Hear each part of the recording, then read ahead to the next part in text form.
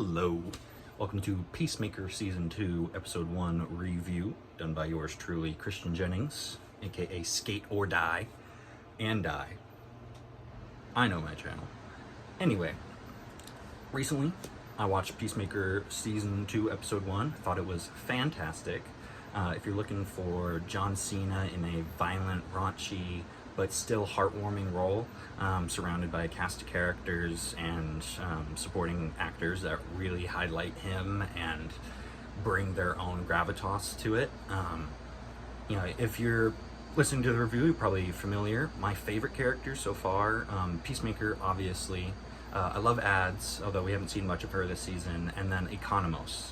I think the introduction of Economos, having him in this season, having him trailing Peacemaker without Peacemaker's knowledge, but still not fully reporting back to Argus to protect Peacemaker, I think gives huge insight into his character.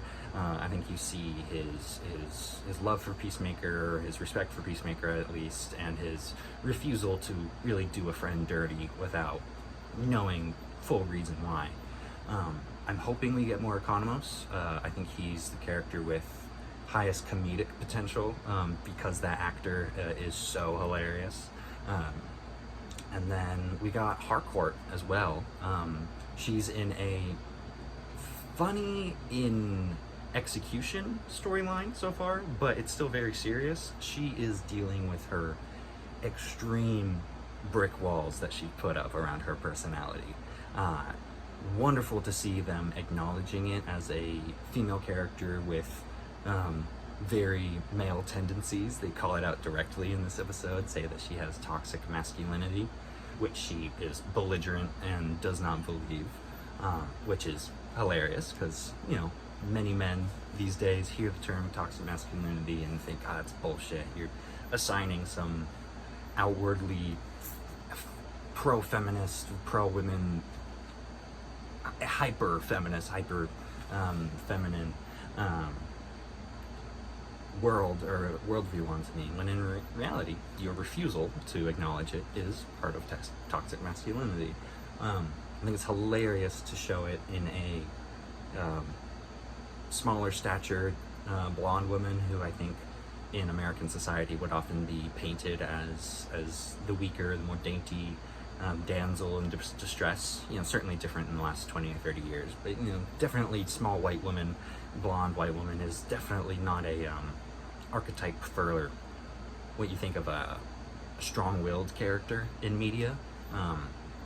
But it's good to see them come around. I love James Gunn putting his wife in such a emotionally extreme role. She gets the shit beat out of her, and she beats the shit out of some other dudes this episode.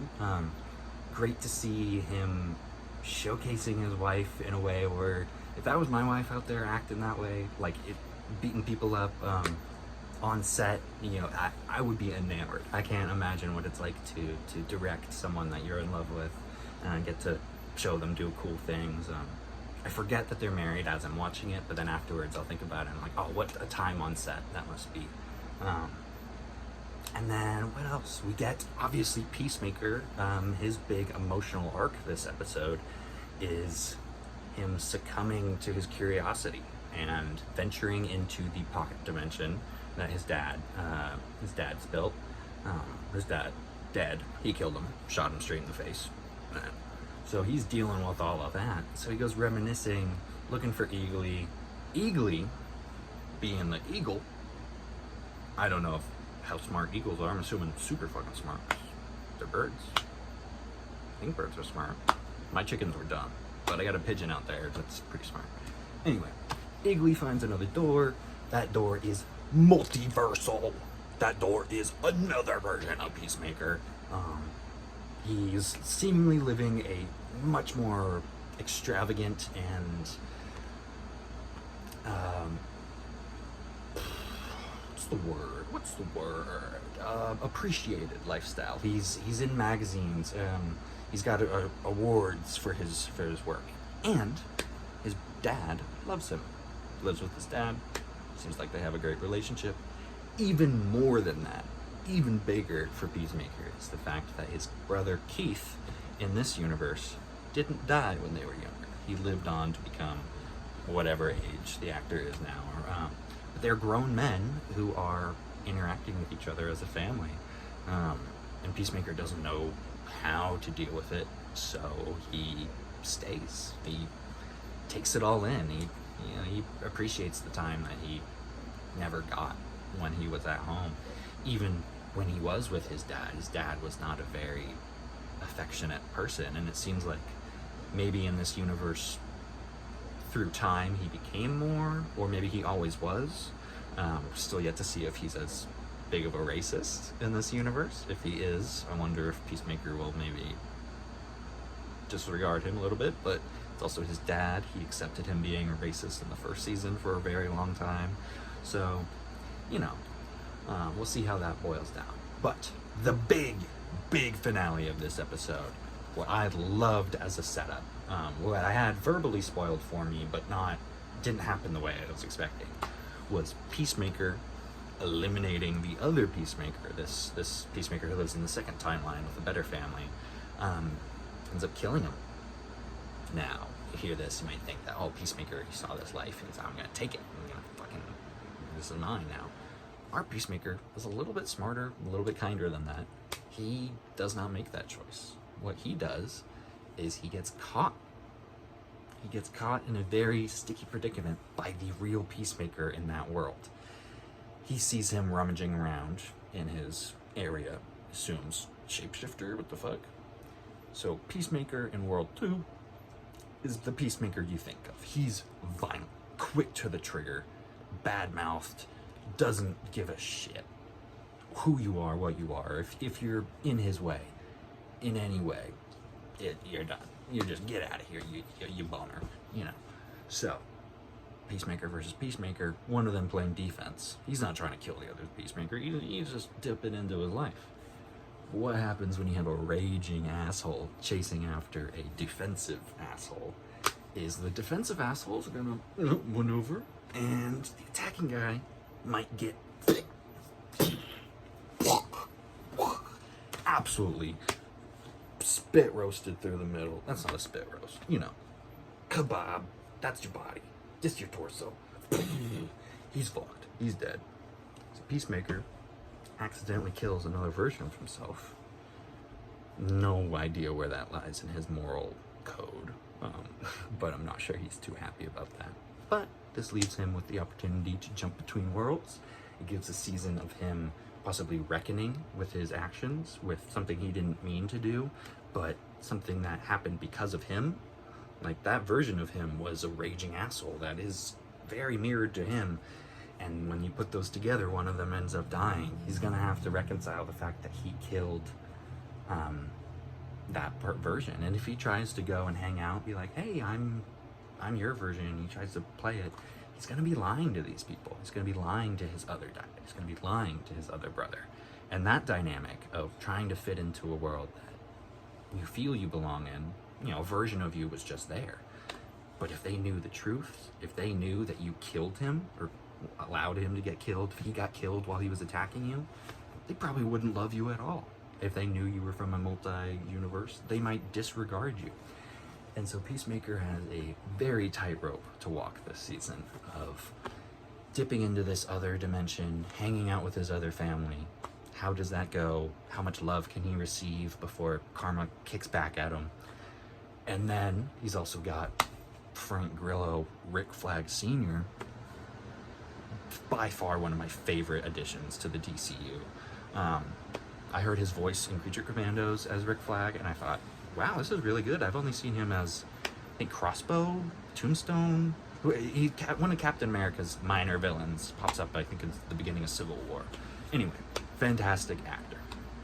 He shows up in Superman and in Peacemaker as Frank Grillo, as Rick Flag, and has a gravitas towards him that is very interesting. He's brooding, but you can tell that he's also an everyman trying to do right, follow orders, because at the end of the day, that's what saves lives. And who didn't save a life? Peacemaker. When he did the opposite, he fucking murder-lated Rick Flag in Suicide Squad. Rick Flag Jr., one of my saddest, probably the thing that I wish that like James Gunn might go back on characters dying and not dying. Bring back Rick Flag Jr. He was such a good character. Taron Killian, I believe, is the name of the actor. Fantastic. Watch Altered Carbon if you haven't seen it on Netflix. Amazing. But anyway, we've got Peacemaker monitored by Rick Flag Sr., who's now seeing this multiversal activity. Not sure if he knows what it is yet, but that dynamic of him hunting down Peacemaker for something that, yes, Peacemaker did, but he was ordered to do it. He was doing the thing that Rick Flag does, which is follow orders from your higher ups to hopefully in the end be in the greater good. Peacemaker probably wasn't thinking that far ahead of the greater good, but you know, it's still an interesting dynamic. I wonder if Rick Flag's going to ever be able to forgive him for killing his son.